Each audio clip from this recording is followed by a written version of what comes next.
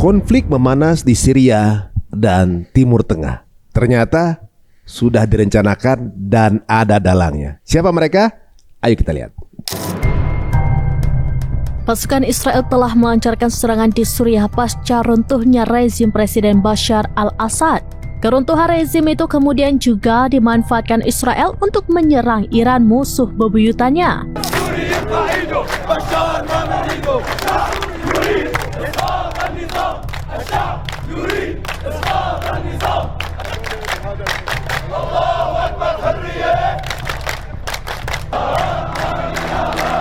Ya, kalau kita baca politik internasional jangan cuma ngelihat apa yang tertulis, tapi lihat apa yang dibaliknya, tersiratnya gitu ya. Dokumen CIA yang mana sih? Antum boleh lihat ya ntar. Itu tapi udah dirilis itu. Dirilis, saya ngambilnya dari situs CIA, cia.gov.gov. Oh, resmi. Jadi dokumen rahasia itu setelah 30 tahun biasanya udah boleh diakses. Apa yang tertulis itu? Judulnya luar biasa, judulnya Dark Long Range Future for Israel. Jadi masa depan yang jauh gitu ya, masa depan yang agak jauh, yang gelap. Buat Israel. Ya, jadi dia ngelihat sentimen pada Israel ini jelek ya. Walaupun kita sekutu Israel, tapi kalau sampai terjadi hal yang sangat tidak diinginkan, Amerika Serikat jangan sampai keseret. Ini bukan masalah, nggak selalu masalah ideologis gitu. Atau kalau mau dibilang ideologinya adalah negaranya sendiri, ya itulah. Siapa sih sebenarnya yang lagi minum teh dengan konflik ini?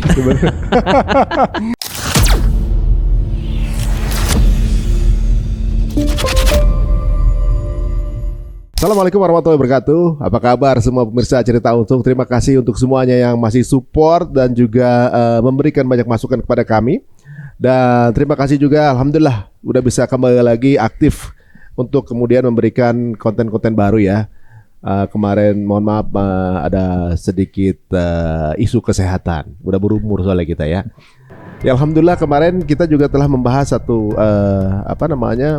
topik yang cukup hangat di geopolitik Timur Tengah, terutama juga runtuhnya rezim Bashar al-Assad yang belakangan cukup menjadi top news ya belakangan di dunia perpolitikan. Ada juga yang unik ya di channel kita, dan kemarin kita telah meluncurkan satu episode bersama Bang Faisal Assegaf, dan ternyata banyak perbedaan angle dan sudut pandang bagi para pemirsa gitu, dan juga mungkin para pemerhati. Ya namanya juga ini kan satu konflik ini bisa dipandang dari berbagai angle atau multi angle. Tentunya kita akan ngobrol dengan salah satu pemerhati juga di konflik geopolitik Timur Tengah bersama Ustadz kita dari Bogor, Ustadz Mal Akmal. Assalamualaikum Ustadz. Waalaikumsalam warahmatullahi wabarakatuh. Ya, beliau adalah dulu benar-benar penyemangat atau aktivis di anti jil waktu itu ya. Waduh, sekarang masih sehat Ustadz? Masih, alhamdulillah. Alhamdulillah. Antum kayaknya nggak tua-tua deh. Salah lihat kali ini. Waduh. Alhamdulillah. Sekarang ini tentunya juga antum juga perhatikan apa yang terjadi sekarang dengan saudara kita yang ada di Syria ya. Iya pastinya. Gitu. Dan antum juga udah lihat episode kami yang kemarin belum? Udah ya. Gitu. Kalau dari sudut pandang antum sendiri bagaimana? Kalau menurut saya sih ya banyak hal yang kita terlalu simplistis dalam melihat masalah politik internasional ya. Jadi kalau boleh saya sederhanakan ya, langsung dirumuskan gitu ya masalahnya ya. Kita sering ngelihat kelompok ini kontra dengan yang ini. Ya. Kelompok ini adalah proksi dari yang ini. Padahal semua kelompok ini juga manusia. Semua kelompok ini, semua bangsa, semua negara, semua kelompok bahkan gitu ya. Kelompok jadi di dalam negara pun ada kelompok-kelompok gitu ya. Semua punya kepentingan masing-masing. Jadi kalau kita ngelihat negara ini adalah proksi yang ini gitu ya. Tapi mereka juga punya kepentingan juga. Kayak misalnya kita selalu mengatakan Israel sekutu dengan Amerika Serikat. Tapi Amerika Serikat itu juga manusia, mereka juga punya kepentingan sendiri. Jadi di dalam internal Amerika Serikat juga nggak semuanya bersuara bela Israel tanpa syarat gitu, nggak semua kayak begitu. Ya. Jadi mereka di juga dalam Amerika ada kepentingan, dalam Israel ada kepentingan. Betul. Semuanya juga gitu ya. Nah, walaupun ada yang sifatnya proksi, jadi boneka gitu ya. Negara ini negara kecil ya, dia adalah boneka dari negara yang lebih besar gitu ya. Yang kecil ini pun juga nggak nyaman-nyaman saja terus-terusan jadi boneka gitu. Ya, ini dinamika yang seru sekali gitu makanya gitu ya. Jadi kita jangan melihat seolah-olah kalau ini sekutu sama si ini berarti dia seluruhnya keputusan dia akan sama dengan si ini gitu ya. Kayak misalnya sekarang kalau kita lihat dalam masalah Suriah ini gitu ya, antara Turki sama Rusia nggak sejalan berarti kan? Ya, Turki sama Rusia nggak sejalan ya. Padahal sebelum-sebelumnya ada gitu ya, ada langkah-langkah di mana Turki itu pengen dekat dengan Rusia gitu. Berarti Bang Turki punya kepentingan, Rusia punya kepentingan. Sekarang kalau kita lihat Turki punya kedekatan dengan Rusia misalnya gitu ya, kita lihat ada kerjasama apalah gitu ya, ada kerjasama, ada kebijakan apa gitu ya. Jangan kita langsung berkesimpulan, oh berarti dia memang proksinya Rusia, nggak selalu begitu. Ya, jadi Turki juga akan melihat misalnya kalau kita lihat sekarang negara didaya ada 3, Amerika Serikat, Rusia dan Cina. Ya, nah bisa jadi Turki itu lagi merapat ke sini. Ya untuk supaya yang sebelah sini nggak terlalu dominan, gitu loh ya. Jadi nggak selalu apa ya, mereka tuh nggak selalu kerjasama tuh karena ideologis gitu. Ya. Mungkin ada kepentingan yang nyambung sama pihak ini gitu kali ya. Iya. Makanya dia ikut ke sana. Ya. Nah sekarang makanya jangan salah satu kesimpulan yang terlalu simplistis yang saya lihat dari masalah dari yang wacana yang berkembang di masyarakat sekarang gitu ya soal Suriah nih ya. Begitu Bashar Assad jatuh, tiba-tiba Israel nyerang habis-habisan sampai hari ini. Ya, nyerang habis-habisan. Lalu orang berkesimpulan, oh berarti oposisi yang sekarang lagi berkuasa, yang tadinya oposisi sekarang lagi berkuasa, yang berhasil menggulingkan Bashar Assad itu adalah proksinya Israel. Ya nggak sesederhana itu gitu. Ya nggak sesederhana itu juga gitu ya. Dan jangan langsung berkesimpulan seolah-olah dengan misalnya Amerika selama ini berdebat dengan Iran, selama ini menganggap Iran sebagai musuh, Israel juga nggak musuh gitu ya. Jangan kira Amerika nggak punya kepentingan dengan adanya Iran itu. Nah gitu. Ini yang tadi sempat dibilang gitu tentang dokumen. Jadi lebih complicated dari sangat complicated. Soalnya kalau saya lihat ya mungkin ya ini secara kesimpulan bukan kesimpulan juga sih, ibaratnya kayak semacam kalau kita lihat pemetaannya kan ini sepertinya kan tanah Syam ini diperebutkan. Iya. Tanah Syam diperebutkan umat Muslim ya, yang ada di sana. Contohnya misalnya di Palestina yang ngerebutin yang ada di sana tuh Amerika, Israel gitu kan. Yang ngelawan yang kontra mereka itu Iran dan Rusia. Ya kan? Sementara. Nah, tapi di sisi lain di tanah Syam yang lain yaitu Syria, justru sebaliknya yang mau menguasai itu Iran dan Syria. Rusia dan tentunya ada Iran di sana juga. Nah, yang mau menjadi versi Rusianya di Palestina adalah justru Israelnya. Seolah-olah gitu jadi kan. Tapi yang punya tanah ini diberebutin. Kasihan. Jadi yang perlu dipahami, Timur Tengah sekarang itu adalah hasil dari bagi-baginya orang Eropa pasca Perang Dunia Pertama. Jadi Perang Dunia Pertama itu 1914 sampai 18. 1917 itu Palestina, Jordania udah diserahin ke Inggris. Ya, dan ini yang lain-lain bagi-bagi, Irak diberdiri, itu semua dibikin gitu. Dan kenapa Barat mau membagi-bagi negara itu? Ya pasti mereka punya kepentingan sendiri. Ya kepentingan yang to the point-nya adalah mereka nggak pengen umat Islam bersatu lagi. Mereka takut ada sebuah negara superpower yang Muslim, bahaya. Oleh karena itu dia pecah-pecah.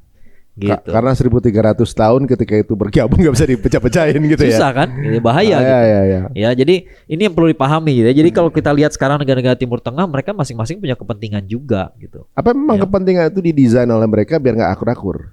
Bisa aja. Ya, mereka juga punya kepentingan itu gitu. Jadi Eropa punya kepentingan, Amerika punya kepentingan seperti itu gitu ya. Ketika Rusia dukung Bashar Assad selama ini, apakah ideologis? Enggak.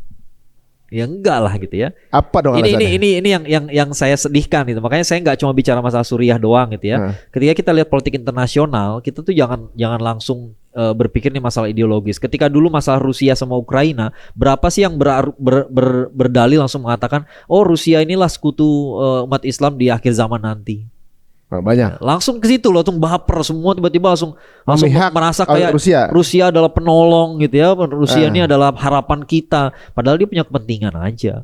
Padahal dia juga ikut membantai warga Syria. Dia juga punya dia punya kepentingan gitu loh. Jadi dia punya kepentingan apa? Dia punya kepentingan untuk supaya Amerika Serikat nggak terlalu dominan. Gitu loh ya. Jadi dia cari sekutu tuh nggak selalu karena ideologis. Ada Prof Dr. Roy Casagrande yang lagi rame di YouTube ya. Kapan-kapan boleh dilihat gitu ya. Dia cerita kalau perang dingin itu hanya masalah ideologis. Amerika Serikat betul-betul punya ideologi menolak sosialis komunis gitu ya. Tapi nyatanya dulu di tahun 90-an dia ngedukung munculnya negara-negara yang sosialis. Masa sih? Contohnya? Ya, Irak dulu kan didukung juga sama mereka. Irak itu sosialis dulunya. Partai Ba'ath itu sosialis, partainya Saddam Hussein sama Bashar Assad kan partai Ba'ath. Gitu ya. Gitu. Jadi kadang-kadang sikap dia begini, kadang-kadang sikap dia begitu gitu. Nah, kenapa ya? Karena mereka nggak pengen umat Islam nih jadi benar gitu. Mereka pengen ada konflik pokoknya. Oh, jadi polanya tuh zaman waktu meruntuhkan kesultanan itu, kemudian belah-belah negara itu dengan dikasih lapak dan masing-masing itu supaya mereka tuh punya sibuk sama kepentingan masing-masing wilayah itu. Betul, jadi nggak bergabung. Iya, ya yang paling gampang Taliban sih. Taliban dulu waktu kita nonton ini kita kan seumuran kita. Dulu pas nonton Rambo ya. Pas di Afghanistan, itu kan Afghanistan sekutunya Amerika. Ya, karena apa? Karena lawannya Uni Soviet. Begitu Uni Soviet udah kelar, tiba-tiba Taliban jadi musuhnya Amerika. Ya gitulah gitu ya. Ini bukan masalah, nggak selalu masalah ideologis gitu. Atau kalau mau dibilang ideologinya adalah negaranya sendiri, ya itulah. Siapa sih sebenarnya yang lagi minum teh dengan konflik ini sebenarnya? Lihatnya ini kayak semacam gini loh. Konflik yang sedang terjadi ini dibuat karena untuk mengalihkan konflik yang ini misalnya. Contohnya itu. Atau juga mungkin dulu Arab Spring ketika terjadi beberapa keadaan politik di beberapa negara kayak tadi kan Libya, Mesir, mana lagi satu lagi tuh. Ada 3 negara itu. Nah, kemudian itu digerakkan via Facebook. Oh iya. Digerakkan via, berarti kan satu perencana besar. Orkestrasi ya. Orkestrasi nih gitu. Termasuk yang di Mesir juga tuh. Itu kan Al-Sisi itu kan dari gerakan jadi dari Facebook, kemudian amplify, jadi gerakan massa yang begitu besar. Jadi ada yang lagi minum teh di belakang itu gitu ibaratnya. Nah, benar sih, tapi kalau menurut saya ya, kayaknya yang di belakang juga nggak minum teh juga. Apa yang minum? Jadi bukan, maksud saya mereka juga nggak lagi relax gitu loh. Ya, kayak bisa jadi. Ini saya ngikutin misalnya John Mearsheimer. John Mearsheimer itu seorang analis senior banget di Amerika Serikat. Dia penasihat Gedung Putih selama berapa kali presiden. Sekarang sudah pensiun, udah tua. Ya, sekarang ngasih kuliah di mana-mana. Dia termasuk yang nggak suka Amerika Serikat terlalu ngikutin Israel. Ya, jadi dia bukan dia karena pro Palestina, apalagi pro Islam, enggak gitu ya. Tapi dia ngerasa Amerika Serikat tuh rugi karena ngikutin Israel terus. Ini contoh nih ya, ini contoh yang sering saya saya bahas sekarang gitu ya. Kalau kita baca politik internasional, jangan cuma ngelihat apa yang tertulis, tapi lihat apa yang dibaliknya, tersiratnya gitu ya. Contohnya gini, apa sih yang dilakukan Israel sekarang? Dia ngeberesin Gaza aja belum bisa loh. Ya, saya tambahin sedikit ya. Jurnalis senior dari Al Jazeera dia cerita begini. Saya ngeliput perang di Afghanistan. Dia bilang, ketika Amerika nyerang markas Taliban, dan betul itu sudah markas gitu ya, itu mayat Taliban bertumpuk-tumpuk. Jadi saya lihat mayatnya, betul-betul dia tentara gitu. Tapi dari genosida di Gaza sekarang itu bisa dihitung dengan jari berapa pasukan, berapa Al-Qassam yang ketangkep.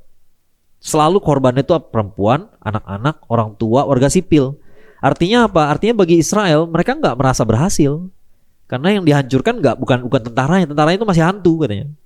Masih kayak hantu, hilang lagi, totong nembak dari mana, kan ada videonya kan, nembak jeder, hancur tank gitu kan, hilang lagi. Jadi sampai sekarang mereka masih belum merasa berhasil. Gitu. Iya. Nah ya, jadi mereka masih cari tahu cara akses trafficnya, logistiknya dari mana, mereka belum tahu. Belum ketemu gitu. Jadi kayak menghadapi hantu kan kata mereka gitu ya. Nah jadi kenapa sih Israel ngeberesin Hamas di Gaza aja belum kelar? Padahal Gaza itu cuma sebesar Depok. Ya, itu aja belum kelar gitu. Ya, Depok yang Jawa Barat ya, bukan Jogja ya. Nah, tiba-tiba dia bikin konflik ke Lebanon. Habis-habisan sekarang kan. Tiba-tiba berani nembak ke Iran, tiba-tiba berani sekarang Suriah. Ya, itu make sense gak kalau dari segi apa ya, dari hitung-hitungan aja gitu. Hitungan ya Gaza aja belum bisa dia kelarin, kok dia udah kemana-mana gitu. Ya, padahal di Israel sendiri sejak 7 Oktober kemarin sudah lebih dari 300.000 orang ninggalin Israel nggak pulang-pulang. Ya. Jadi mereka juga krisis masalah itu. Makanya tentara-tentaranya banyak yang dari luar dipanggil bertugas berapa bulan terus pulang. Jadi itu kayak pemain cadangan gitu ya. Benar. Jadi bukan tentara permanen gitu. Mercenaries jatuhnya ya. Mercenaries jadinya. Dan itu biaya juga ya. Biaya gitu ya. Nah, cuman pertanyaannya dari segi logistik masuk akal nggak sih gitu perang kayak begini? Yang ini aja belum kelar, yang itu udah tembak cuma kayak sembrono banget gitu. Kayak jumawa banget gitu, kayak pede banget gitu ya. Atau tanpa konsep malah. Ya, nggak mungkin lah tanpa konsep. Tapi menurut bacaannya John Mearsheimer, kata dia ini Israel lagi berusaha narik Amerika Serikat supaya terlibat dalam perang all out. Ya, kenapa? Karena kalau terjadi perang besar di Timur Tengah, Amerika Serikat pasti terlibat. Harus melibatkan diri karena banyak kepentingan. Dia punya kilang minyak di sana sini, dia punya pangkalan militer sana sini. Ya, kayak dulu waktu tahun 90-an perang Teluk, Irak nyerang Kuwait, yang mana siapa? Amerika yang datang. Ya, kenapa? Karena kilang-kilang minyak di Kuwait punya dia. Ya, jadi Amerika Serikat tuh punya kepentingan. Jadi, nah kata John Mearsheimer, kita tuh rugi kalau ada konflik di Timur Tengah sebenarnya. Kenapa rugi? Karena di Eropa, Amerika Serikat lagi jatuh pamornya gara-gara Ukraina. Ya, Ukraina itu kan mantan Uni Soviet, tiba-tiba dia mau masuk NATO. Ya, diperangi sama Rusia. Sementara Amerika cuma ngebantu pakai duit sama senjata. Suatu hari nggak bakal bertahan. Loh, bukannya mereka lagi krisis juga Amerika? Nah, ya itu tambahan lagi gitu ya. Jadi udah lagi krisis, all outnya ngebantu Israel, ya, terus ngebantu Ukraina, ya setengah hati. Akhirnya orang-orang di Eropa tuh ngelihat bahwa Amerika Serikat tuh nggak loyal sama sekutunya. Jadi pamor Amerika Serikat jatuh di Eropa. Di Asia Tenggara siapa yang berkuasa sekarang? Bukan Amerika, siapa? Cina. Iya kan? Nah, makanya kemarin beritanya nih baru 2 hari yang lalu nih ya, kapal-kapal Amerika mulai mendekati Cina ya di perbatasan dan dia ngirim 85 apa 100 saya lupa ya, tank Abrams ke Taiwan. Cina marah. Kan dia lagi berusaha ngambil Taiwan kan. Taiwan tiba-tiba dibantu kasih tank sama Amerika. Wah, maksudnya apa nih gitu ya? Itulah proxy war tuh kayak gitu ya. Jadi Amerika Serikat tuh negaranya lagi krisis. Dia harus ya lihatlah Amerika sebagai negara didaya yang berusaha dominan di seluruh dunia. Ya, di Eropa dia lagi keteteran, di Asia Tenggara dia keteteran. Tiba-tiba Timur Tengah ada bad boy yang narik dia terus gitu. Nah, gitu ya. Ini pemikiran John Mearsheimer dan bukan dia sendiri. Tapi kalau lihat pembacaan antum kayaknya tinggal masalah waktu kayaknya berantakannya deh. Makanya. Karena kan tarik-tarikan di sana sini kan. Makanya. Apalagi kalau mulai perang dengan Cina aja habis juga. Iya. Pakai bensin yang mana lagi kan gitu. Pernah dengar pasti pernah dengar ini kan apa? Legends of the Three Kingdom. Ya, Cina legenda Cina kan ada 3 kerajaan. Kenapa sih 3? Karena 3 tuh perlu buat keseimbangan. Jadi ketika yang 2 berperang, yang 1 akan ngambil kesempatan. Gitu. Nah, kalau yang A sama B perang, yang C dapat ngambil kesempatan. Begitu A sama C perang, yang B ngambil kesempatan. Akhirnya mereka berpikir, ya udah kita damai aja deh 3 gitu. Ya gitu ya. Nah, kita ngelihat politik tuh kayak gitu. Jadi ketika ada konflik, yang lain akan ngambil kesempatan. Persis kayak sekarang, tiba-tiba semua mata ke Gaza, Rusia lagi ribet, tiba-tiba Turki mendorong Suriah. Jatuhin tuh Bashar Assad. Jatuh. Kosong nih gitu kan. Bukan gara-gara oposisinya kuat banget gitu. Bukan, ya nggak ada analis yang mengatakan HTS ini kuat banget ya, nggak ada. Ya. Memang harus ada sundulan dari momentum. Pihak luar pasti ya. Ada momentum, iya dari luar. Kalau dalam hal ini Turki jelas gitu. Ya. Terus pandangan negara lain dengan Turki gimana? Ya Turki juga punya kepentingan, kan ekonomi dia jatuh gara-gara pengungsi dari Suriah. Ya, jadi dengan menyelesaikan masalah Suriah, dia pada hakikatnya menyelesaikan masalah dia sendiri juga. Ditambah lagi Turki, kalau kita ngelihat sisi lain nih, masalah lain ya, nggak ada hubungan sama Suriah ya. Turki kemarin baru memediasi perdamaian antara Somalia sama Ethiopia. Itu Erdogan naik seret. Nama dia naik kemana-mana gitu. Ya, jadi tapi dengan membantu Syria juga tambah naik lagi berarti. Naik jelas, naik. Ya, naik di mata masyarakat Muslim. Bagaimana dengan not necessarily para penguasanya. Kadang-kadang bisa jadi penguasa pada merasa terancam sekarang dengan Erdogan. Ya, bayangin tiba-tiba ada satu orang rising star gitu. Yang lain bakal merasa nyaman apa terganggu? Ya, kalau pada nyari panggung macam terganggu kan. Di sisi lain, para penguasa Timur Tengah juga khawatir sama rakyatnya. Nah, ini yang suka jarang dibahas gitu ya. Taufan Al-Aqsa 7 Oktober itu kesuksesan dia ya. Kan banyak yang nggak ngelihat gini. Ini apa suksesnya sih? Kok dia nyerang sekali, habis itu kita dibombardir genosida kayak begini ya. Tapi serangan yang kemarin berhasil menghentikan Abraham Accord. Abraham Accord itu upaya normalisasi hubungan antara Israel, Amerika dengan Timur Tengah. Awalnya Uni Emirat Arab, habis itu bergabung Saudi Arabia, Mesir, Maroko dan lain-lain. Kenapa itu gagal? Karena gini, karena Israel tuh ketika ngebales dia lebay. Ada juga di dokumen CIA yang saya ngomongin tadi ya. Dia bilang gini, analisnya bilang bahwa CIA itu punya ideologi, dia harus punya kekuatan yang membuat orang tidak berani untuk melawan. Jadi bukan hanya perlawanan tuh kalah gitu ya, tapi dia harus membuat sehingga dia tuh kapok gitu. Nah, soalnya dia paling super power gitu. Dia maunya begitu. Jadi makanya dia kalau ngebalas pencitraan berarti. Dia artinya dia kalau ngebalas tuh balasnya sadis gitu, brutal. Nah, Gaza kemarin kayak begitu. Ada serangan tanggal 7 Oktober, korbannya sekian. Dibalasnya kayak apa-apaan gitu kan sama Israel sekarang kan. Rumah sakit dihancurin segala macam gitu ya. Nah, masalahnya ketika Israel jadi beringas kayak sekarang, masyarakat muslim bahkan masyarakat dunia ngelihat. Ya, akhirnya sentimen pada Israel jatuh. Nah, di negara-negara Timur Tengah, raja-rajanya, presidennya, penguasanya, negaranya secara formal negaranya masih punya hubungan sama Israel. Karena Abraham Accord tadi gitu ya. Tapi begitu rakyatnya sentimennya negatif, kan takut juga penguasa. Di mana-mana penguasa takut. Kalau rakyat marah semua dia takut. Akhirnya mundur semua dari Abraham Accord. Di stop dulu deh. Hampir ternormalisasi itu. Hampir dari 2017 itu. Ingat kasus yang 5 orang dari Indonesia pergi ke Israel? Ya. Nah, itu orang dari lembaga namanya Rahim. Situsnya udah hilang tapi masih bisa saya buka. Masih bisa kita buka caranya, ada caranya lah gitu ya. Namanya Rahim. Dia itu memang organisasi yang dibuat untuk supaya Indonesia punya hubungan diplomatik sama Israel. Nah, kalau kita lihat situsnya, itu dia bangga sekali dengan Abraham Accord. Abraham Accord yang dibangga-banggakan. Lihat. Itu misinya dia. Iya. Dia pengen ngasih lihat bahwa Timur Tengah aja udah damai sama Israel. Itu yang dicari gitu. Nggak jadi. Dan itu gagal gara-gara 7 Oktober. Jadi pencitraan yang segitu lama habis dalam waktu sehari ya. Nah, itu keberhasilan yang kadang-kadang umat kita sendiri nggak lihat gitu. Umat kita cuma ngelihat banyak yang meninggal, banyak yang menderita. Mereka sendiri nggak mengeluh. Ya, karena memang berhasil sekarang. Akhirnya semua mundur. Ya, semua jaga jarak gitu, hati-hati gitu. Sepertinya agensinya beda ya. Jadi maksudnya ibaratnya gini, Abraham Accord berarti kan seperti satu campaign yang direncanakan long run nih. Jelas. Dengan agensi yang jelas, dengan step yang udah diperhitungkan gitu kan. Ini kan seolah-olah next step dari 9/11 kan, menjatuhkan nama baik Islam. Kemudian memberikan solusi dengan memberikan Abraham Accord itu bahwa semuanya jadi satu payung Abrahamik kan gitu kan, jatuhnya bahwa semua di bawah dari Yahudi nanti intinya kan gitu kan, dipersatukan lah ibaratnya.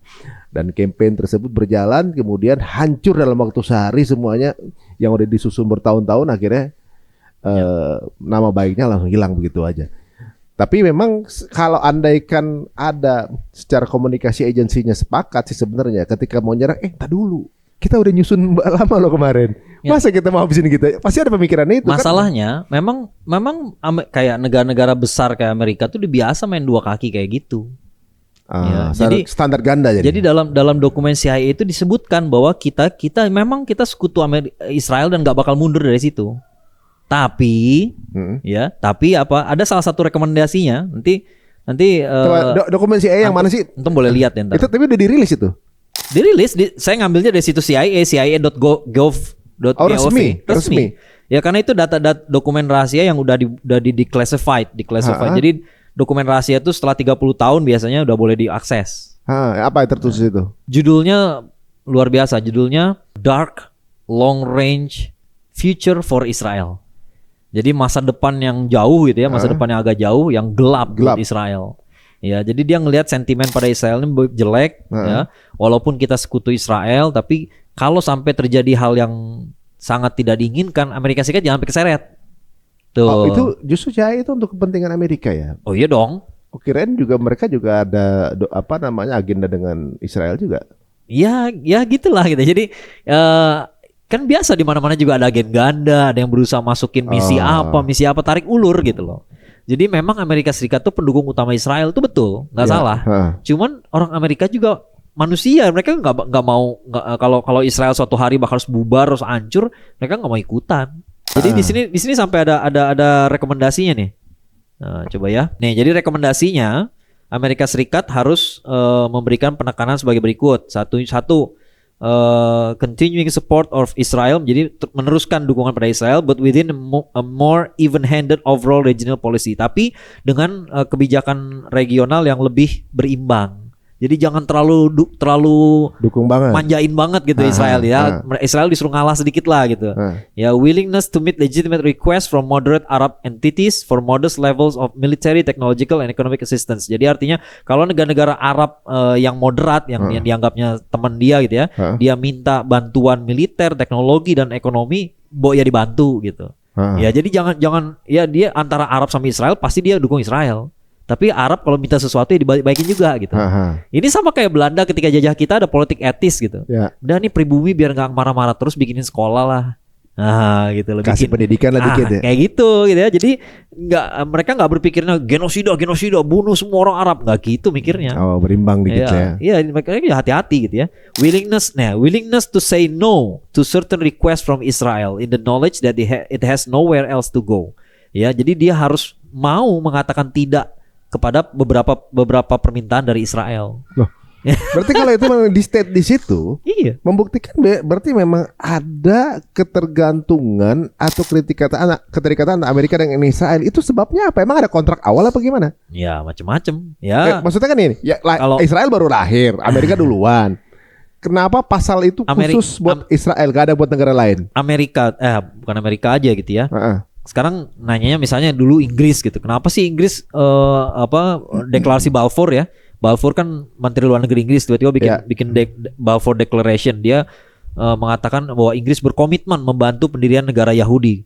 Padahal negaranya belum ada gitu. Tapi kok bisa orang Zionis menekan Inggris gitu ya untuk ngasih tanah di Palestina? Ya alasannya banyak, bisa karena ekonomi. Bohirnya jangan-jangan orang Yahudi. Emang iya kan ya, Yahudi itu disukai tapi sekaligus dibutuhkan di Eropa tuh. Tidak disukai tapi sekaligus dibutuhkan. Ya jadi dia orang nggak suka, tapi diam-diam emang ekonomi dikuasai sama dia. Raja-raja pun berhutang sama dia. Berarti benar guys, narasi teman-teman semua. Lu punya uang, lu punya kuasa. Makanya emang jangan rendahkan aksi boikot kita gitu. Ya memang kekuatan utamanya di situ. Kekuatan utamanya di ekonomi. Berarti sampai ditulis begini, Amerika tuh nggak nulis untuk negara lain kan? Enggak. Cuma Israel aja kan? Kayaknya nggak sampai segitunya gitu. Nggak sampai segitunya, ada agenda khusus buat Israel, ada alokasi dana khusus buat Israel kan gitu kan? Padahal nggak ada sebenarnya hutang budinya dia gitu dengan Israel gitu kan? Sekarang tahu kasus Jeffrey Epstein nggak? Ya. Jeffrey Epstein ya. Tahu, itu kan ngeri banget tuh. Dia kaya tapi nggak kaya amat. Dia punya pulau pribadi. Dia tuh konsultan investasi. Jadi orang kalau mau investasi nanya ke dia gitu. Kelihatannya. Dia kaya tapi nggak kayak Rothschild gitu ya, nggak gitu-gitu amat gitu. Kaya dia punya pulau pribadi. Ya lucunya semua orang berpengaruh pernah ke situ. Dan gitu kita datang ke situ di hotelnya, CCTV-nya malah ada di kamar tidur, di kamar mandi. Orang normalnya CCTV kan cuma di carport, di luar aja gitu ya, nggak sampai di dalam. Ya, dan sengaja dia buat apa? Dia buat ngerekam. Ya, begitu nyampe sana dikasih disodorin seks dengan orang di bawah umur, segala macam direkam gitu ya. Dan sekarang kasusnya banyak. Ya, tapi ternyata baru bulan Juni diangkat kasusnya, bulan Agustus dia udah mati bunuh diri di penjara. Banyak yang bilang bukan bunuh diri itu. Betul, yang gak ada yang percaya. Yang ada yang percaya kayaknya dia dia pasti tahu terlalu banyak gitu. Nah, yang menarik adalah si Jeffrey Epstein ini hubungannya kemana? Ke Israel gitu. Jadi dia yang supply duit, supply informasi ke Israel. Jadi itu dia tuh adalah agen yang tugasnya supaya para pemimpin dunia tuh nurut sama Israel. Kenapa? Aib lu ada di gua. Oh, dia bertugas untuk membelenggu para pemimpin yang punya kebijakan dengan aib. Iya. Berarti mirip sama Puff Daddy dong. Iya, itu makanya. Polanya mirip. Ya, mirip-mirip kayak gitu. Cuma kalau ini jelas linknya ke Israel tuh, clear banget gitu. Berapa kali dia dananya alirannya ke situ. Enggak, ini cuma sekedar menggambarkan aja bahwa Israel tuh akan melakukan segala cara gitu supaya negara lain tuh nurut sama dia. Ini kan dari sisi personal. Iya, ini personal. Berarti kan berarti jangan ada juga dari sisi politis yang jenisnya seperti ini, jangan. Iya makanya. Yang membelenggu kebijakan para penentu kebijakan itu. Atau sebuah negara ada kasus yang berapa bulan yang lalu loh, si Netanyahu datang ke Kongres Amerika Serikat, dia pidato cuma 1,5 jam berapa kalau nggak salah ya, standing ovation-nya 53 kali. Wajar nggak tuh? Iya, nggak wajar. Jadi semua orang mengatakan itu show of force. Netanyahu pengen ngasih lihat ke Joe Biden, gue lebih berkuasa di sini daripada lu. Masa orang pidato cuma 1 jam, 1,5 jam, standing ovation 53 kali tuh kata-katanya seindah apa sih? Iya. Berapa 2 jam ya? Ya nggak nyampe, ya 2 jam lah paling nggak nyampe 2 jam. Misalnya 1 jam aja, 1 jam 60 menit kan? Oh, berarti tiap menit. 50 tiap menit berdiri. Dan uniknya 1 jam setelah 1 jam, sebulan setelah itulah kasus Puff Daddy keluar. Yang kemudian orang mengaitkan bahwa kalau Amerika nggak full membantu Netanyahu, maka industri terbesar dia di entertainment bisa diporak-porandakan gitu. Tapi ente nyebut Puff Daddy ketahuan usianya. Ah iya benar. Sekarang juga namanya P Diddy. P Diddy ya. Itu berarti ketahuan banget itu dah. Berarti dia tahu awal karirnya tuh. Tahu ya Pak. Albi Misingi berarti. Aduh. Oke, bicara soal dokumenter ini menarik ya. Nanti bisa kita post juga teman-teman semua bahwa memang ini udah dipublish ya. Apa ada nggak menarasikan mengenai geopolitik Timur Tengah, mengenai Iran gitu? Jadi di paragraf terakhirnya di poin 19 yang terakhir banget dia bilang possibly positive variable. Menurut dia salah satu kesempatan positif ya adalah Iran. Nah, ini menarik ya. Amerika menganggap Iran menguntungkan. Malah menguntungkan. Kita pikir kita kontra. Ya di depan layar kontra jelas gitu ya. Tapi apa lihat dia? The contingency of decisive Iranian victory over Iraq ya. Jadi artinya kemenangan Iran terhadap Irak. Kan ini sebelum perang Iran-Irak soalnya gitu ya. Jadi kalau Iran menang dari Irak, kemudian Saddam Hussein jatuh dan kemudian berdirinya negara radikal Syiah di Baghdad ya. Dan ini baru terjadi setelah Saddam jatuh ya di tahun 2000 berapa? 2000 setelah 9/11 ya. Would have seriously disruptive effects throughout the Gulf area. Akan memberikan efek disrupsi yang besar terhadap wilayah Teluk, the Levant ini Palestina. The Levant and Egypt dan Mesir. Ya, in such circumstances, dalam kondisi kayak gitu, new US opportunities, kesempatan baru buat Amerika akan muncul. Would doubtless arise, pasti akan muncul. To help lessen the intensity of Arab feelings toward Israel, untuk mengurangi intensitas kebencian orang-orang Arab terhadap Israel. Jadi justru mereka ini diangkat ya supaya orang-orang Arab punya musuh gitu.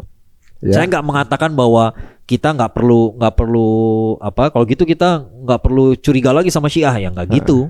Ya nggak gitu. Syiah tuh emang selalu mencurigakan gitu, mau diapain juga gitu ya. Ya tapi artinya Amerika Serikat nggak selalu menganggap Iran ini sebagai ancaman. Ya Iran ini necessary evil aja gitu. Ya karena dramanya kan Iran lawan Israel. Ya. Nah sekarang Arab merasa terancam sama apa? Nah, Israel ini kita lihat kemarin ya sebelum konflik ya, sekarang ini gitu ya. Israel nggak pernah nyerang siapa-siapa kan? Palestina doang yang diserang. Ya dia diem aja gitu kan. Maka orang negara-negara Arab ya lebih suka ke Israel daripada ke Iran. Rapatnya gitu loh. Jadi kalau misalnya nggak ada sosok Iran sebagai necessary evil itu, orang akan menganggap bahwa jadi musuh bersamanya Israel kan gitu kan? Iya. Jadi mereka sebenarnya memplot ini seperti sebuah setup drama yang membuat jadi orang sibuk sendiri mukanya nggak ke Israel, bahkan membuat bagaimana caranya supaya Israel menjadi salah satu ally. Iya. Manajemen konflik. Iya, manajemen konflik benar berarti. Jadinya gitu ya. Ini sekedar menggambarkan aja bahwa masalah tuh nggak sesederhana itu. Belum tentu yang terjadi sekarang persis kayak begini. Ini dokumen 86. 86 dia ada bicarakan jatuhnya Saddam. Saddam jatuhnya 2000 sekian. Saya lupa detailnya tahun berapa. 2001 kan peristiwa 9/11-nya. Ya, setelah peristiwa 9/11 kan Afghanistan sama Irak dihabisin sama Amerika Serikat. Ya, tahun berapa tuh Saddam Hussein jatuh saya lupa. Ya, tapi artinya ini menggambarkan rencananya jauh sekali diatur. Ya, apakah sekarang rencananya masih persis kayak begitu? Wallahu a'lam bishawab. Bisa jadi ada detail yang berubah gitu ya. Karena Suriah nggak disebut di situ. Ya, tapi memang Iran itu adalah apa ya? Iran itu adalah kekuatan Syiah yang paling besar. Ya, dia akan mensupport. Kalau sekarang ada istilahnya Shiite Crescent, bulan sabit Syiah. Kalau kita lihat gambarnya gitu ya, Iran, Suriah, Lebanon gitu ya, seret gitu. Gitu ya. Termasuk Irak juga. Irak tuh mayoritas Ahlus Sunnah. Tapi begitu di Saddam Hussein dijatuhkan, diangkat pemimpin bonekanya, Syiah dapat banyak tempat. Ya. Oh gitu. Jadi kalau penguasa nggak selalu mayoritas, kayak Suriah juga gitu. Suriah itu kan Bashar Assad kan Nusairiyah itu cuma 10%. Padahal Ahlus Sunnah tuh 74%. Oh, justru di Syria tuh banyak kan Ahlus Sunnah. Ahlus Sunnah. Apa begini kali? Apa konflik antara Syiah dan Sunni itu dibuat oleh Amerika agar salah satu diantaranya ally dengan Israel? Mungkin nggak? Iya, jadi kalau saya lebih sukanya ngelihatnya gini, kalimatnya gitu ya, biar kita jangan dianggap. Karena teman-teman kita ada yang sensitif gitu ya, sehingga nanti kalau kita ngomong kayak begitu seolah-olah saya nggak menolak Syiah gitu ya, enggak gitu ya. Kita Ahlus Sunnah, Syiah itu firqah sesat. Ya, dia nggak pernah dibilang benar sama ulama tuh nggak ada gitu ya, itu salah gitu ya, itu firqah sesat jelas gitu ya. Cuman di luar sana dunia tuh nggak hitam dan putih kayak begitu. Ya. Pertanyaannya apakah semua Muslim yang Ahlus Sunnah gitu ya, apakah semuanya taat dengan agamanya? Nggak juga ya. Yang Syiah juga nggak semuanya bergerak dengan ideologi Syiahnya. Ya, mereka juga punya kepentingan masing-masing aja gitu. Ya, nggak selalu kepentingan itu adalah ideologis gitu. Ya, nggak selalu begitu. Bahwa ajarannya kayak begitu betul, emang begitu ya. Syiah tuh pasti nggak suka sama Ahlus Sunnah. Ya, itu clear kok. Ya, banyak yang nanya ke saya gitu ya, kenapa Ahlus Sunnah benci sama Syiah? Harusnya pertanyaan sebaliknya, kenapa Syiah benci sama Ahlus Sunnah? Ya, kenapa Syiah itu artinya pendukung? Pendukung apa? Pendukung Ali sebagai khalifah pengganti Rasulullah SAW. Masalahnya pemilunya 14 abad yang lalu kok masih baper sampai sekarang. Kira-kira yang hatinya penuh kebencian yang Syiah apa yang Ahlus Sunnah? Ya. Tinggal teman-teman cerna sendiri sebetulnya. Iya, jadi kalau dari segi ajaran ya kayak begitu, tapi orangnya nggak semuanya berpikir dengan cara seperti itu. Apalagi negara. Kalau udah bicara negara, memang pemimpin itu pada religius semua apa? Ya, kalau kita yang memandang dari jauh, pasti kita memandangnya dengan sisi ideologis, benar nggak? Ya. Kalau kita yang memandang dari jauh ya, pasti yang kita pandang adalah sisi ideologis ya, mungkin rasa-rasa. Atau sekarang masalah Suriah deh, lihat ya, 10% cuman Nusairiyah tuh, tapi bisa menguasai 74%. Kan pertanyaannya, emang tentara Bashar Assad semuanya Nusairiyah? Enggak lah, ada juga Ahlus Sunnahnya. Bagaimana caranya mereka mempengaruhi itu? Ya karena Ahlus Sunnah nggak semuanya taat juga gitu. Ya banyak juga di antara mereka yang cuma pengen makan doang, cuma pengen duit, pengen kekayaan. Ada juga tentara Israel yang Islam juga ada gitu kan? Yang Muslim ya tentara Israel juga Arab ada. juga ada kan? Oh iya. Jadi kalau kita lihat di sini bahwa orang memandang dari jauhnya nih pasti alasan emosional, keberpihakan kita pasti ada ideologisnya. Tapi para pelaku pemimpin negaranya memperlakukan negaranya seperti korporat sebenarnya, ya kan? Betul. Mana yang lebih menguntungkan ya di situ. Pragmatis aja. Pragmatis sebenarnya. Pragmatis. Apa memang sengaja pola konflik pragmatisnya memang diset biar alasan emosionalnya itu nggak mengalir di. Ya minimal kita memahami realita ini. Jadi ketika melihat politik internasional jangan hitam putih banget gitu. Kayak misalnya Hamas dapat bantuan dari Iran berarti Syiah, yang enggak. Anda kalau tinggal di Gaza, Anda butuh senjata, siapa aja yang ngasih diambil lah. Bayangin kita hidup di Gaza kayak begitu, di blokade dari darat, dari laut, dibombardir sana sini, tiba-tiba ada yang ngasih senjata, tapi orang komunis, ya ambil. Masa nggak diambil gitu ya? Kita kan pengen survive, kepentingan kita survive. Ya kita nggak ada urusan sama dia komunis, dia Syiah segala macem gitu loh. Ya itu maksud saya. Jadi kita jangan analisis secara ideologis terus gitu, nggak selalu gitu. Dan nggak selalu ketika Iran ngebantu Palestina gitu ya, misalnya Iran ngebantu Hamas gitu ya, berarti dia bersimpati pada Hamas. Enggak, emang dia pengen perang sama Israel, tapi nggak mau pakai tangan sendiri barangkali. Ya kan gitu aja, ngapain semi proxy dikit ya. Ya gitu ya. Jadi kadang-kadang ada yang menjadi baper gitu. Tiba-tiba Rusia ngebantu, berarti Rusia inilah harapan umat Islam. Enggak kayak gitu ya. Ya ada yang bilang dulu bahwa berarti Ismail Haniyeh adalah Syiah gitu kan. Ya, enggak gitu ya. Terus ada yang bilang para pejuang Hamas itu adalah kaki tangannya tinggalnya di ini. Ada dulu salah satu pemuka agama malah kan gitu. Coba kita bercermin pada sejarah bangsa kita sendiri ya. Dulu kita begitu merdeka, kita minta tolong Amerika Serikat. Apa kita ideologi sama dia? Enggak. Cuman kita jatuhnya ya. Kita punya kepentingan ngejatuhin Belanda gitu loh. Ya, itu aja. Ya, jadi jangan ditafsirkan macam-macam gitu. Nah, sekarang ketika lihat ya tadi yang di awal banget saya cerita, begitu Suriah Bashar Assad jatuh, ya oposisi naik, tiba-tiba diserang sama Israel kan? Tiba-tiba yang menganalisis, berarti oposisi ini bekerja buat Israel. Ya, emang mentang-mentang Bashar Assad jatuh lalu semua fasilitas militer udah kepegang sama Al-Jolani? Enggak lah. Sama HTS enggak. Ya, jadi jangan kira mentang-mentang tirannya jatuh terus semua akses fasilitas dia kita pegang aksesnya. Enggak. Sama kayak kita proklamasi dulu. Proklamasi kita dulu emang begitu merdeka langsung punya TNI AD Angkatan Darat langsung berdiri gitu. Enggak. Ya, kita punya koordinasi dari Sabang sampai Merauke. Enggak. Proses ya. Proses. Makanya begitu tahu nggak apa yang terjadi setelah proklamasi? Setelah proklamasi langsung pemerintah pusat mengirimkan utusan-utusan untuk menyampaikan berita kemerdekaan. Bukan hanya berita, tapi minta restu dari para pemimpin di daerah supaya merestui negara Republik Indonesia. Karena ketika proklamasi 17 Agustus, di daerah nggak pada tahu apakah mereka bersepakat bikin negara Indonesia. Dulu enggak loh. Indonesia didirikan sama BPUPKI. BPUPKI bukan DPR. Bukan DPR yang dari semua daerah ada wakilnya, enggak. Kebanyakan ya Jawa, Sumatera. Ya. Jadi daerah-daerah kayak Kalimantan, Sulawesi, apalagi Maluku gitu ya, banyak di antara mereka nggak tahu nih kok ada Republik Indonesia, negara mana nih? Tiba-tiba kok gue jadi anggota ini gitu kan? Gitu ya. Makanya dikirim utusan, ada buku khusus ngebahas itu, utusan-utusan kemerdekaan. Jadi yang ingin saya katakan adalah mendirikan negara ketika dia ngejatuhin penjajahnya gitu ya. Ya dia juga butuh waktu untuk koordinasi gitu loh. Nggak segampang itu juga gitu. Apalagi dulu nggak ada Instagram ya, nggak bisa diviralin gitu. Dulu juga komunikasi lebih parah lagi. Iya, makanya. Iya, bayangin Sumatera aja baru tahu Indonesia merdeka tuh bulan September. Sumatera tuh paling dekat padahal kan. Ya, jadi berita tuh baru sampai akhir September ke situ. Ya. Nah, jadi sekarang marilah kita berempati lah dikit sama Suriah gitu ya, begitu lihat gitu. Jangan setiap kali ada perkembangan langsung kita kesimpulkan begini begitu gitu ya. Slow down dulu gitu. Kalau kita di posisi mereka juga kita susah. Ya, dan jangan gampang mengatakan, ini sekarang gara-gara Bashar Assad jatuh, Suriah malah jadi dibombardir sama Israel, berarti mudorotannya lebih besar. Jangan bilang kayak begitu.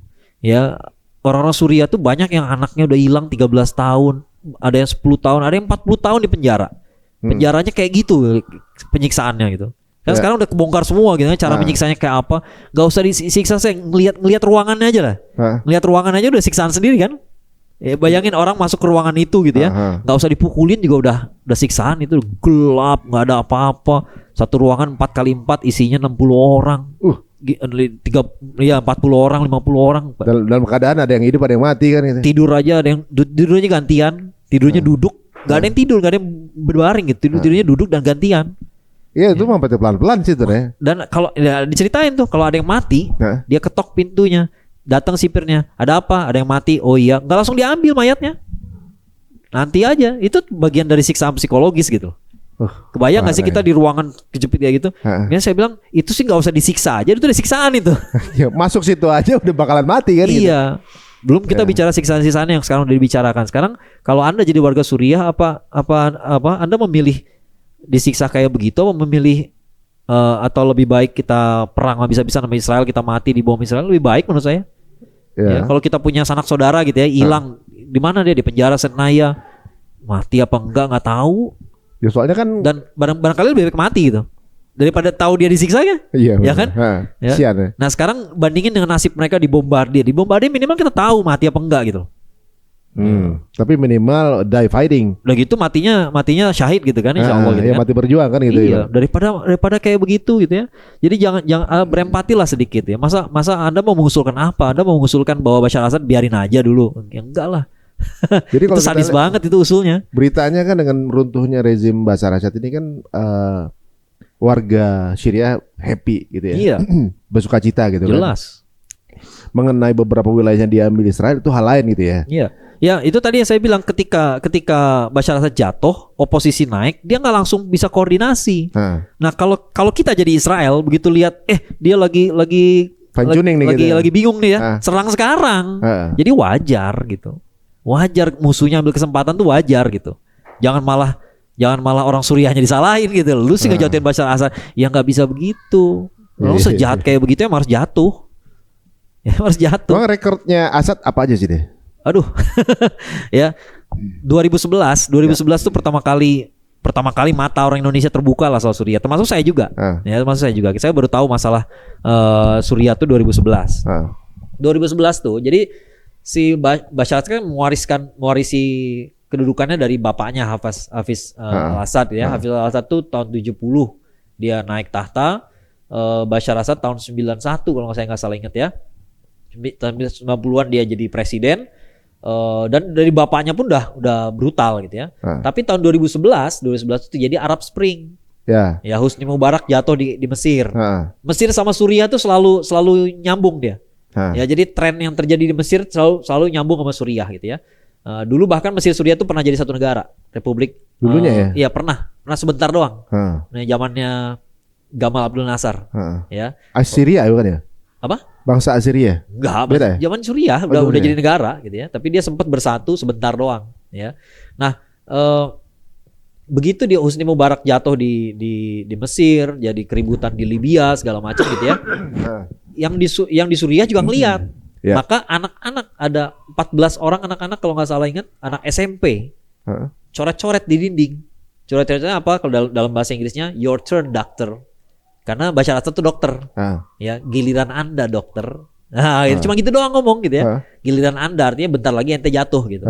Giliran ente jatuh gitu ya. Itu anak-anak SMP belasan orang hilang selama sebulan. Begitu balik kukunya udah dicopotin. Astaga. Anak SMP kukunya dicopotin, hidungnya bengkok udah dihancurin gitu. Udah sobek-sobek di sini segala macam. Sebulan. Bayangin.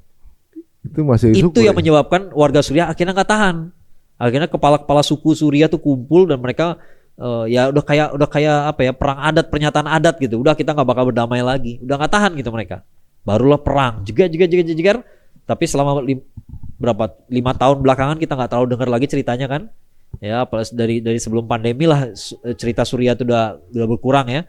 Tiba-tiba November kemarin dapat momentum. Momentum tuh penting gitu. Momentum tuh penting, gak selalu menang tuh karena kita lebih kuat gitu. Ya, pas kelengahan atau lagi pas lengah, lemahnya, ya temennya nggak ngelihat, Rusia nggak ngelihat, Lebanon lagi sibuk sama Hizbullah, lagi sibuk sama Israel, semua mata ke Palestina ya saat yang pas. Gitu. Jadi yang backup dia lagi pada meleng. Sama aja kayak dulu juga Jepang datang ke Indonesia tahun 42. Pernah dengar nggak ceritanya Jepang perang sama Belanda? Itu cuma 2 minggu. Bukan karena Belandanya lemah, tapi kan tahun 42 itu Belanda lagi amburadul sama Jerman. Di Perang Dunia Kedua kan. Artinya di kampung halamannya dia juga hancur. Lagi lost number waktu itu ya. Iya, jadi bukan Jepang tuh lebih kuat dari Belanda, enggak, tapi momentumnya pas gitu. Iya. Momentum, it's all about momentum. Ya, jadi nggak semuanya masalah kekuatan gitu. Iya, benar juga. Bukan berarti juga Indonesia itu ally dengan Amerika waktu itu, kemudian Amerika bikin Hiroshima Nagasaki, Jepangnya pulang. Iya kan? Iya, benar juga ya.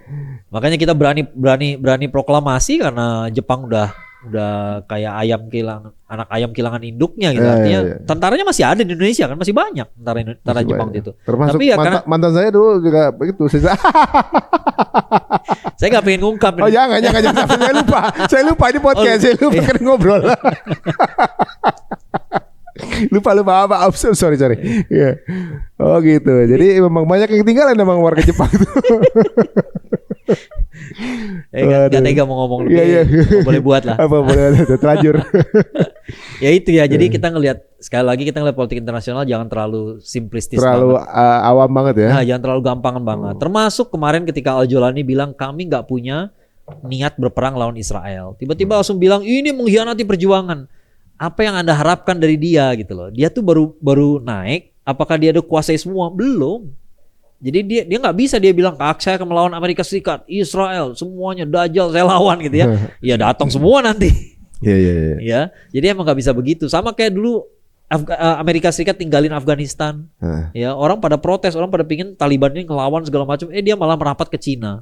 Tiba-tiba dia bilang, oh ternyata jadi proksi Cina. Nggak mesti proksi Cina. Dia merapat ke situ ya karena siasa semuanya. Siasa kan kekuatan besar Amerika Serikat, Rusia sama Cina. Rusia punya history yang nggak bagus sama Afghanistan. Amerika punya history juga, Cina lah. Gitu. Masih lebih mending ngerapat ke Cina dibanding sama Amerika kan gitu. Makanya Amerika baru ngejajah. Gitu.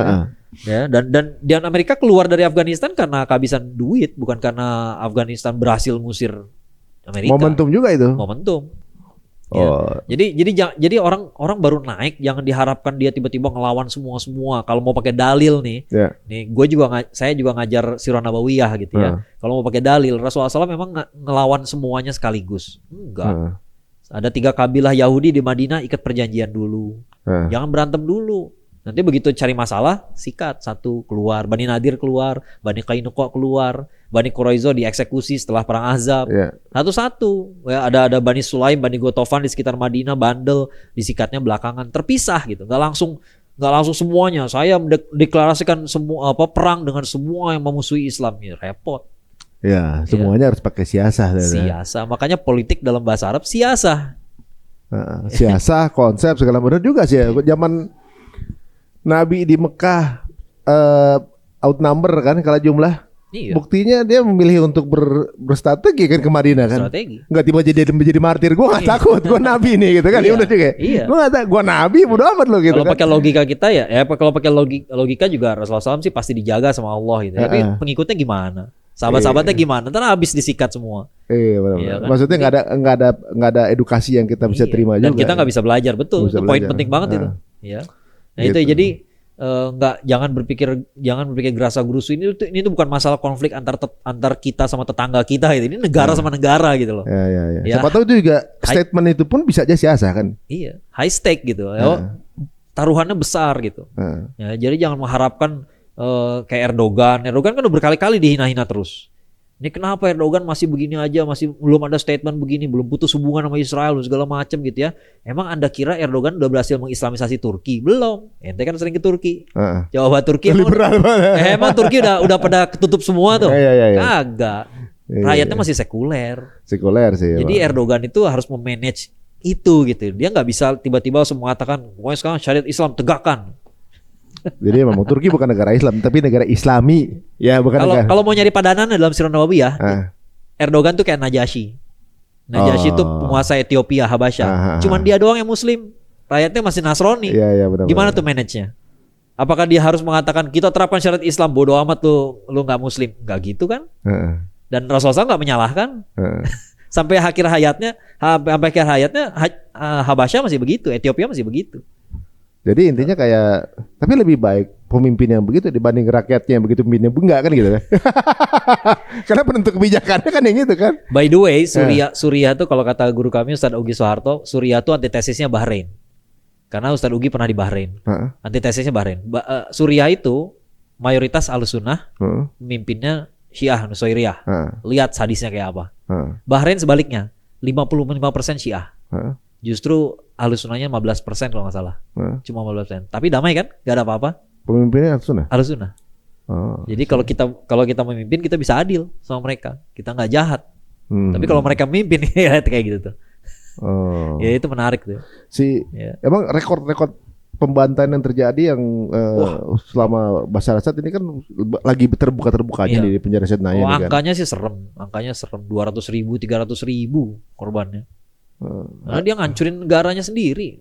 Aleppo itu kan hancur gitu. Ya kayak Gaza sekarang. Cuma pelakunya negaranya sendiri, bayangin gitu. Iya, ketika baru terbuka bahwa kekejaman ini ya mirip dengan apa yang dilakukan di Gaza sebenarnya. Cuma bedanya memang itu kan gitu. Nah, sebenarnya ada masalah media sosial juga sih. Kenapa tuh? Jadi kenapa genosida di Gaza sekarang tuh terbongkar banget karena ada media sosial. Jadi kalau ya kondisi media tuh Suriah tuh kan ramenya dari 2011 dulu. 2011 medsos tuh nggak secanggih sekarang. Gadget kita juga nggak secanggih itu gitu. Kalau zaman sekarang kan bikin video bagus semua gitu ya. Padahal HP-nya HP biasa gitu. Kalau zaman dulu punya HP yang bisa ngerekam video aja masih jarang. Ya, terus mau dia mau upload kemana? Uploadnya lama lagi gitu kan, zaman dulu bayangin gitu ya. Jadi memang seolah-olah baru ribut sekarang gitu ya, padahal ini konflik lama ya. Artinya kalau pembantaian yang Bashar Assad ngebantai tahun 2011 itu dikerjain sekarang, bakal terungkap kayak Gaza juga. Karena dulu nggak ada sosmednya. Dulu nggak ada sosmed, nggak gadget belum sebagus sekarang gitu loh maksudnya gitu. Tapi kalau masalah Israel, Gaza sekarang ada apa namanya? Ada faktor lain, faktor yang lebih lucu lagi. Ya. Ini komentar Al Jazeera. Al Jazeera bilang genosida di Gaza adalah genosida yang paling terdokumentasikan dengan baik. Karena yang mendokumentasikan adalah pelakunya sendiri. Jadi begitu ngebom pasang di TikTok, ngebom pasang di Instagram, kan itu kelakuan tentara Israel kan. Makanya sekarang semua ngelihat. Jadi nggak bisa lagi Anda mengatakan tidak ada genosida, gila. Buta gitu ya. Buktinya udah uang yang masang di mereka sendiri gitu, masang di videonya gitu. Itu keterlaluan gitu. Jadi pelaku kriminal seolah-olah masang barang buktinya. Iya, karena mereka ngerasa jumawa gak bakal diapa-apain gitu. Tapi di sini justru yang menghancurkan kedikdayaan secara apa namanya? Brandingan ya. Adalah senjata mereka sendiri. Betul. Kan media senjata mereka kan, teknologi yang mereka kembangkan. That's the irony. Untuk itu pencitraan mereka, dan itu pula lah yang membuat mereka jatuh secara nama kan gitu kan. Kalau dulu kan media masih milik perusahaan. Kalau sekarang kan semua punya media sendiri. Semua adalah media, setiap orang, setiap gadget adalah media. Seorang punya TV seolah-olah kan. Semua orang adalah bisa bikin podcast sendiri, bisa bikin channel sendiri. Benar. Jadi seorang punya IP. Sekarang yang bermasalah kan justru TV apa namanya, stasiun-stasiun TV itu budgetnya besar, bersaingnya sama segitu banyak media personal. Tapi justru ini yang mungkin ya kadarullah ya, memang waktunya gitu ya. Waktunya ketika teknologi ini kemudian dikembangkan, dulu mungkin para mereka sendiri mungkin nggak tahu akan menjadi impactnya seperti ini gitu, bahwa justru akan membuka sesuatu yang dulunya mereka tutupin. Ya itu yang namanya makar Allah lebih baik, lebih canggih daripada makar manusia. Makar manusia, benar juga ya. Media ya kan, kayak Firaun kan, Firaun ngebunuhin semua anak laki-laki Bani Israel, tapi padahal yang harus dia bunuh malah ada di sana dia. Yang harus dibunuh malah dia besarin sendiri. Yang diselamatin. Ini mirip juga dengan David dan Goliat kan. Ketika Goliat itu terbunuh dengan pedangnya Goliat sendiri kan. Justru Jalut. Jalut ya. Ya kalau Quran Jalut. Jalut ya. Maksudnya dengan pedangnya dia justru dipakainya kan. Dengan medianya dia.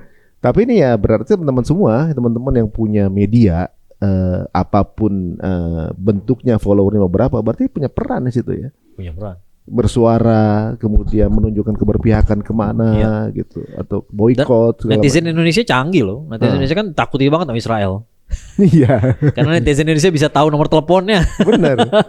Bedanya orang Indonesia kehilangan akun, tinggal bikin akun baru. Kalau mereka kehilangan akun tuh kayak kiamat. Karena memang mereka hidupnya pencitraan kan.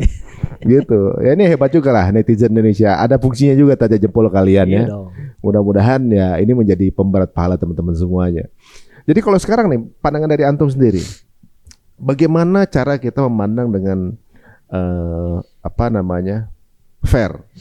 Ibaratnya keadaannya sebenarnya untuk masa depan umat seperti apa sih dengan kondisi seperti sekarang? Kan tentunya juga banyak yang bergembira dengan hal ini tentunya juga. Sebuah harapan bahwa semua tirani itu ada waktunya gitu kan. Di sisi lain, ini akan semakin buruk nih. Gitu. Lebih buruk dari yang sebelumnya. Di sisi lain ada harapan baru nih. Ada bahwa yang tertindas sudah waktunya pada bangkit kan gitu kan. Nah, ada ancaman juga nih di beberapa negara-negara yang udah settle atau juga mungkin tirani yang lagi settle. Jangan-jangan tempat gue juga bangkit nih kan gitu. Akan begitu juga. Bagaimana pandangan? Iya. Apa ya, saya nggak punya nasihat lain gitu ya selain kita nih harus banyak belajar. Ya, saya khawatir nih, ini yang sering saya sampaikan di banyak tempat juga. Saya khawatir umat Islam ini sekarang, umat Islam di Indonesia lah gitu ya. Kita sekarang lagi memetik buahnya gara-gara kita nih selama ini meninggalkan banyak ilmu yang fardu kifayah. Ya, jadi selama ini kita fokus pada ilmu-ilmu fikih, ilmu syariat, ribut sendiri di situ. Hafiz Quran gitu. Untuk anak-anak kita harus jadi hafal Quran segala macam gitu. It's all good, itu bagus semua gitu ya. Tapi ingat para ulama menganggap ilmu itu cuma dua macam, fardu ain dan fardu kifayah. Ada ilmu yang semua orang harus tahu. Cara sholat semua harus tahu dong. Ya walaupun dia nggak mesti tahu cara sholat di 4 mazhab, nggak perlu, dia cukup satu versi aja dikerjain selesai. Ya, tapi fardu kifayah juga ada, ilmu kedokteran, termasuk ilmu politik internasional. Ya, supaya kita bisa menganalisis masalah ini, jangan kita jadi mainan orang gitu, mainan media gitu. Ya, akhirnya kita dikit-dikit kita terbawa ke sana sini. Dibilangin Erdogan begitu percaya, dibilangin Suriah kayak begitu percaya, ya. Itu nggak adil. Ya, nah makanya kalau kita belajar dengan serius, kita bisa ngelihat ya kayak tadi saya cerita gitu. Adil nggak kita berharap Erdogan tuh bisa berbicara mau dia berbicara terus terang gitu ya. Dia harus bicara terus terang. Saya ingin menghancurkan Amerika, yang nggak adil lah. Ya itu nggak bersiasat namanya gitu. Itu namanya nggak ngerti posisi gitu. Kita tuh dalam posisi kecil. Negara-negara Islam tuh kecil, tidak bersatu. Ya masing-masing pentingin diri sendiri. Iya. Jadi jangan minta macam-macam ya. Bersikap adil lah kepada Erdogan, kepada Al-Julani, kepada Afghanistan, Taliban gitu ya, segala macam gitu ya. Yang Anda tuduhkan itu betul apa enggak sih gitu. Jangan kita emosional, pokoknya harus begini, harus begitu. Statementnya harus clear segala macam. Enggak gitu. Ya, just bandingkan sama Rasulullah SAW. Rasulullah SAW dulu konfliknya antar kabilah. Rasulullah SAW tidak berhadapan dengan Romawi. Ya, itu Romawi itu di perang Tabuk, perang Mu'tah, tapi itu pun Romawi pinggiran, Romawi yang bagian Syam. Dia nggak berhadapan dengan Romawi yang di Romanya. Ya, jadi kekuatannya beda gitu. Ya, yang saya ingin katakan adalah yang dilakukan oleh Rasulullah SAW dulu gitu ya. Itu versi yang simplified banget gitu dibanding kita sekarang. Ya, sekarang tuh kita saya pasang foto Ismail Haniah aja dihapus sama Instagram. Gitu ya. Artinya ada kekuatan gitu yang mencegah saya bernarasi aja nggak boleh gitu. Ya, pasang fotonya aja nggak boleh nih, kayak foto orang jahat banget gitu ya. Tapi ya itulah gitu ya. Apakah Rasulullah SAW dulu berhadapan dengan kekuatan yang kayak gitu? Enggak gitu. Ya, jadi jangan berharap kita ini yang hidup di akhir zaman gitu ya, saudara-saudara kita yang dapat amanah jadi pemimpin gitu ya, mereka tuh harus selalu menyampaikan apa adanya secara belak-belakan maunya apa gitu. Itu enggak realistis. Ya, itu enggak realistis. Memang dalam kehidupan ini kan enggak semuanya tuh sekubu ya. Jatuhnya kita perlu banyak bersiasah juga kan gitu. Kayak mengungkapin keberpihakan kita sama Palestina di channel ini juga kita perlu banyak siasah, nggak boleh frontal, nggak boleh ngomong terus terang, nggak boleh nyebutin beberapa katanya sampai harus kita sensor, sampai akhirnya kita kena suspend. Kita pernah ngalamin itu. Jadi bernuansa netral itu diperlukan untuk channelnya, karena kalau saya bilangnya diplomatis lah. Ya itu, namanya siasah kan sebenarnya gitu kan. Jadi dan diplomatis itu bukan kitanya doang, tapi kita menganalisis orang lain. Pahamilah bahwa dia juga posisinya juga harus berhati-hati. Sama-sama sedang berhati-hati. Sama-sama harus jaga-jaga gitu. Benar. Ya itulah mungkin yang harus mungkin kalau kita banyak yang menyangka semudah itu ya statement ngomong segala macam, kan banyak yang harus dilindungi di belakang nih. Karena nggak belajar tadi, nggak belajar politik internasional. Kalau belajar sejarah, dia nggak ngelihat sejarah secara mendetil gitu, bahwa ketika Indonesia berdiri nggak langsung ada kabinet loh, nggak langsung ada DPR, nggak langsung ada pegawai kelurahan, nggak ada itu gitu ya, nggak ada polisi, kesatuan polisi belum ada. Ya makanya memang kemunduran umat ini kan sejak runtuhnya Sultan Utsmani kan, Islam cuma diharuskan cuma ibadah doang kan. Belajar jangan maunya gitu. Musuh begitu. Gitu kan. Jangan pinter, jangan belajar ekonomi. Sekarang kita diboikot kayak gak ada akses. Loh, berarti emang kita secara ekonomi gak belajar kan gitu kan. Ini waktunya kita ambil alih sebenarnya seperti itu kan. Insyaallah ya. Ini banyak sekali pencerahan yang kita dapatkan hari ini teman-teman semuanya. Terbuka bahwa kita memandang sesuatu itu lebih holistik ya mestinya. Lebih holistik, yang lebih jangan kemudian jangan terlalu hitam putih banget gitu ya. Kita lihat nggak mungkin semua trik atau siasah itu diungkap ke permukaan kan. Ya pasti ada sesuatu hal kebaikan, ya kita husnuzon aja dengan rencana-rencana Allah gitu ya. Terus menurut antum ke depannya insya Allah ibaratnya semangat apa sih yang ditularkan dengan jatuhnya Bashar al-Assad itu? Banyak kita pasti kalau semangat bahwa yang sudah mapan puluhan tahun bisa jatuh juga. Dan memang setiap ini ada kekuasaan zolim itu ada umurnya sih gitu. Ya ada ajalnya juga gitu ya. Nah, cuman pelajaran barangkali buat kita gitu ya. Jangan berharap sesuatu secara instan. Terus kita harus belajar bersiasat, kita harus belajar cari momentum. Momentum itu penting gitu. Jadi nggak ngegas terus gitu ya, tapi lihat kapan waktunya, ya, kapan waktu efektif untuk kita bergerak gitu ya. Di mana kapan saatnya ketika pukulan kita tuh kena langsung gitu. Nggak selalu gitu, nggak selalu mukul-mukul terus gitu kan. Sama kayak petinju juga gitu, emang dia mukul-mukul terus gitu kan? Nggak, dia mikir-mikir dulu, cari lubang, ya, pancing dulu. Ini kan ini bukan mukul beneran kan? Kalau cuma gini-gini doang kan? Ini mancing doang, tahu ceder gitu. Pas mancing dia ngindar kebuka, masuk gitu kan. Tapi musuh juga begitu, jangan jadi dia masuk gitu ya. Jadi ya gitu ya, kita ini kayak main catur gitu loh. Kita bergerak, ya. Setelah bergerak itu apakah gerakan rencana kita berikutnya bakal jalan? Belum tentu. Tiba-tiba dia ngeblok, ya. Salah langkah, cari lain deh, ya gitu ya. Jadi kemenangan tuh nggak lempeng-lempeng aja gitu, lempeng menang. Itu kayak main PS gak ada musuhnya. Waduh, jasa kalau hari saat waktu referensinya PS nih. Iya benar, bekas anak gamer dulunya. Yakin bekas. Masih dikit. Waduh, makasih saat waktunya saat. Ya mudah-mudahan menjadikan pencerahan buat kita semua. Jangan kapok juga untuk diundang ke sini ya. Apalagi nggak jauh-jauh banget lah studionya kan. Dari tempat antum. Ya, beliau berkenan untuk hadir hari ini malam-malam, dan dia juga meluruskan berbagai hal yang mungkin takut kemudian kita memandang sesuatu itu dari sudut pandang yang mungkin kurang luas ya. Jadi mudah-mudahan teman semuanya mudah menjadi pencerahan semuanya, dan juga semoga mendapat keberuntungan edukasi dalam menyaksikan tayangan Cerita Untung ini. Jika dirasa menarik dan juga bermanfaat, monggo silakan share sebanyak-banyaknya tayangan ini. Mudah-mudahan jadi pemberat pahala kita semuanya. Sampai ketemu lagi di episode berikutnya. Assalamualaikum warahmatullahi wabarakatuh. Waalaikumsalam.